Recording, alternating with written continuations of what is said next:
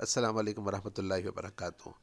Basic computer course میں آپ کو خوش آمدید کہتا ہوں۔ میں ہوں آپ کا دوست حافظ عبد الماجد، اور آج ہم پڑھیں گے انٹرنیٹ کے بارے میں، یعنی انفارمیشن سپر ہائی وے کے بارے میں۔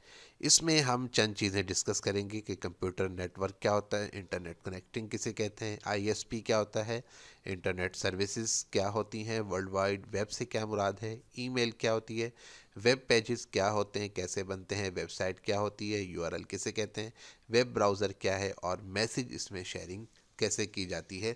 یہ تمام چیزیں آج کے لیسن میں ہم ڈسکس کریں گے۔ دو یا دو سے زیادہ کمپیوٹرز کو اگر آپس میں ملا دیں تو وہ ایک نیٹ ورک بن جاتا ہے۔ دو ہوں، تین ہوں، چار ہوں، پانچ ہوں، جتنے بھی ہوں تو وہ آپس میں نیٹ ورک بن جاتا ہے یا کمپیوٹر نیٹ ورک بن جاتا ہے۔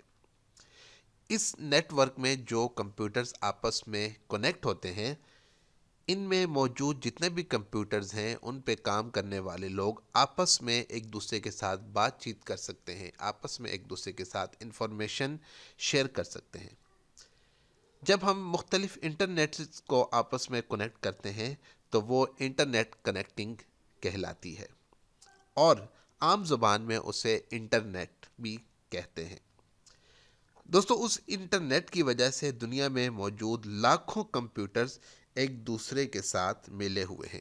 اب آپ اگر پاکستان میں موجود ہیں اور آپ انٹرنیٹ کے ساتھ کنیکٹ ہیں تو آپ جاپان میں اور آسٹریلیا میں اور یورپ میں اور کسی بھی جگہ پر موجود کسی بھی شخص کے ساتھ کسی بھی وقت آپ اس کے ساتھ اپنی انفارمیشن شیئر کر سکتے ہیں، اور وہ آپ کے ساتھ اپنی انفارمیشن شیئر کر سکتا ہے اس انٹرنیٹ کی وجہ سے۔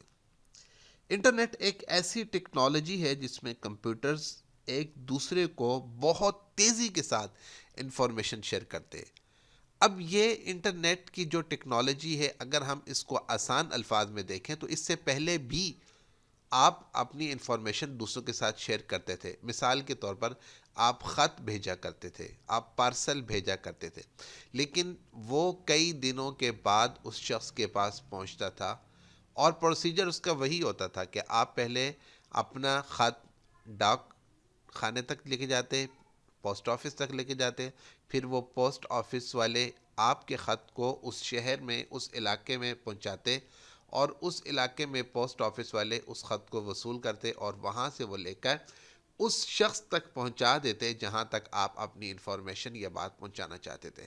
سیم ایسا ہی ہے کہ آپ جو بھی چیز کسی کے ساتھ شیئر کرنا چاہتے ہیں، آپ یہاں سے ٹائپ کرتے ہیں، لکھتے ہیں، اور لکھنے کے بعد وہ آپ کے آئی ایس پی یعنی جو آپ کے سروس پرووائڈرز ہوتے ہیں ان کے پاس جاتے ہیں، اور پھر وہ وہاں سے آگے انٹرنیٹ سرور تک جاتی ہے، اور انٹرنیٹ سرور سے ہو کر اس شخص کے پاس پہنچ جاتی ہے جہاں تک آپ اپنی بات پہنچانا چاہتے ہیں۔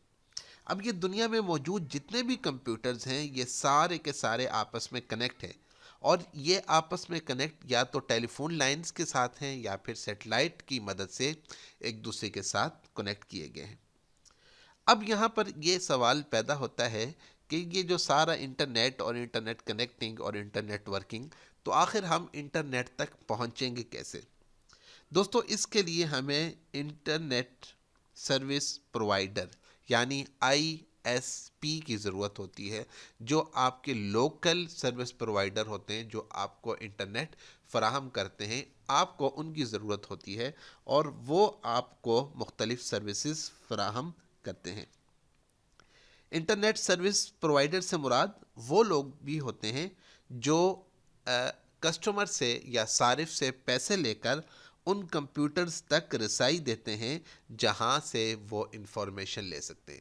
یعنی میں اگر انٹرنیٹ سروس پرووائڈر کے پاس جاتا ہوں اور اسے فیس دیتا ہوں منتھلی یا ڈیلی یا ویکلی کسی بھی طریقے سے، تو وہ مجھے ایک کوڈ یا کوئی بھی ایسا ذریعہ دیتا ہے، ایسا سورس دیتا ہے کمپیوٹر کا، چاہے وہ ایک تار کی شکل میں ہو، چاہے وہ ایک کوڈ کی شکل میں ہو، کہ آپ یہ اپنے کمپیوٹر کے ساتھ کنیکٹ کریں، اور آپ جتنی مدت کے لیے آپ نے فیس ادا کی، پیسے ادا کیے، اتنی مدت تک آپ یہ معلومات جہاں سے بھی جس طریقے سے بھی آپ چاہیں وہ آپ لے سکتے ہیں۔ اب یہاں پر یہ دیکھنا ہے کہ یہ جو انٹرنیٹ ہے یہ ہمیں سہولیات کیا کیا دیتا ہے. سب سے پہلے تو یہ ہے کہ یہ ہمیں مختلف سہولیات دیتا ہے، جس طرح ورلڈ وائڈ ویب اور ای میل کی سروسز سب سے زیادہ امپورٹنٹ ہیں. ورلڈ وائڈ ویب، یہ جو لفظ میں استعمال کر رہا ہوں، یہ کیا چیز ہے؟ یہ اصل میں ویب جو ہے لفظ، اصل میں یہ جال کو کہتے ہیں. جال سے مراد انفارمیشن کا جال. اور یہ انفارمیشن کا جو جال ہے یہ اصل میں ایک سائنٹسٹ نے 1989 کے اندر صرف اور صرف اس مقصد کے لیے بنایا تھا کہ مختلف سائنٹسٹ آپس میں انفارمیشن شیئر کر سکیں. لیکن آہستہ آہستہ یہ آئیڈیا بڑھتا گیا اور مقبولیت پاتا گیا، اور یہاں تک کہ یہ ایک گلوبل، آپ اسے کہہ سکتے ہیں کہ ایک ذریعہ بن گیا کہ جس میں لوگ اپنی انفارمیشن شیئر کرنے لگے. اب یہ جو ویب ہے یہ اصل میں بہت سے ویب پیجز کا مجموعہ ہوتا ہے. ویب پیج کیا ہوتا ہے؟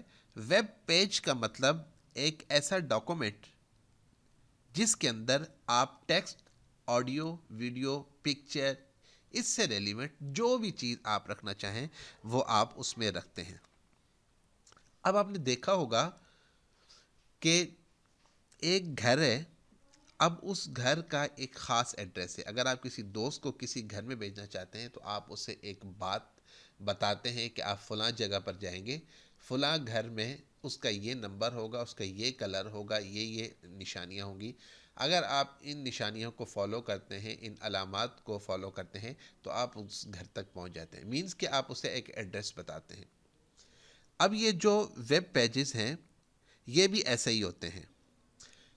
ویب پیجز جب آپ بناتے ہیں جس کے اندر مختلف چیزیں آپ ترتیب دیتے ہیں، اسی نام سے اگر اور بھی بہت ساری چیزیں اگر آپ اس ایک ویب پیج کے اندر جمع کر دیتے ہیں تو وہ ایک ویب سائٹ بن جاتی ہے.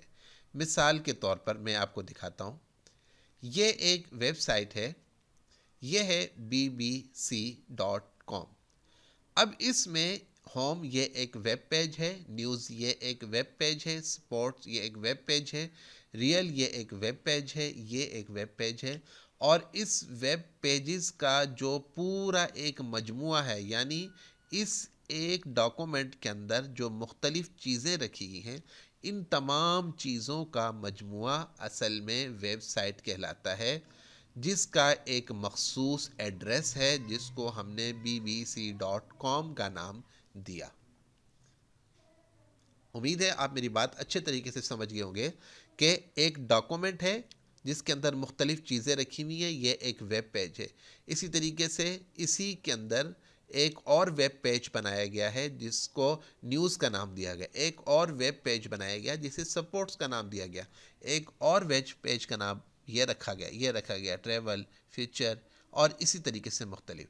اور ان تمام ویب پیجز کا جو مجموعہ کہلائے گا وہ ایک ویب سائٹ کہلائے گا.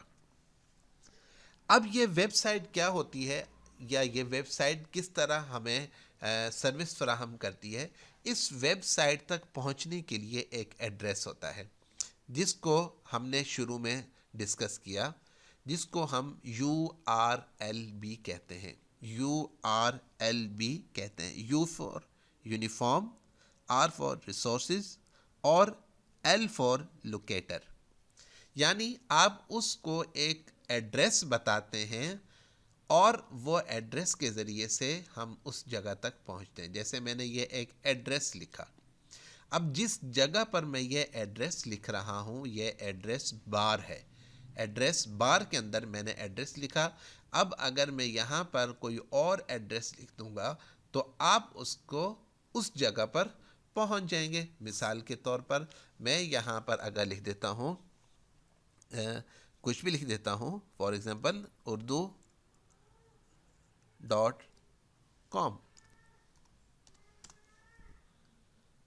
اب میں جس جگہ پر پہنچوں گا، اب چونکہ میں نے بالکل صحیح انفارمیشن نہیں دی، یہ دیکھیے یہاں پر میں نے ڈاٹ نہیں لگایا، .com. جہاں پر اب یہ والی جب میں اس کو کلک کروں گا تو جس پیج کے اوپر میں گیا ہوں وہ ایک ویب سائٹ ہوگی. ویب سائٹ کیوں ہوگی؟ اس لیے کہ اس کے اندر یہ مختلف ویب پیجز ہیں جو اس سے متعلق ہیں، اور ان ویب پیجز تک پہنچنے کے لیے میں نے یہاں پر ایک ایڈریس لکھا ہے.